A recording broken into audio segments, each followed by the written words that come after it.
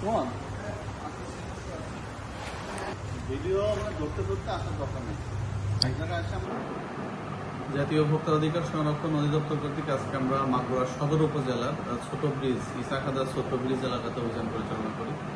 এ সময় একটা বেকারি প্রতিষ্ঠান, যাদেরকে আমরা পূর্বেও সতর্ক করেছি, এই প্রতিষ্ঠানটি বিভিন্ন বেকারি পণ্য তৈরি করে তারা বিএসটিআই লোগো ব্যবহার করছে, কিন্তু তদারকিতে দেখা যায় তাদের কোনো বিএসটিআই লাইসেন্স নাই। সেই সাথে তারা বিভিন্ন ভুয়া উপাদান তাদের পণ্যে ব্যবহার করছেন এবং তারা যে অস্বাস্থ্যকরভাবে খাবার তৈরি করছেন সে বিষয়ে আমরা পূর্বে তাদেরকে সতর্ক করেছি।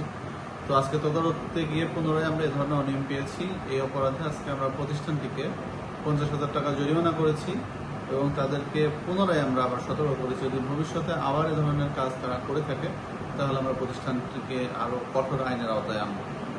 আর মাগুরাতে বিভিন্ন নকল ভেজাল এবং অস্বাস্থ্যকর খাদ্যের বিরুদ্ধে আমাদের অভিযান চলমান থাকবে। ধন্যবাদ।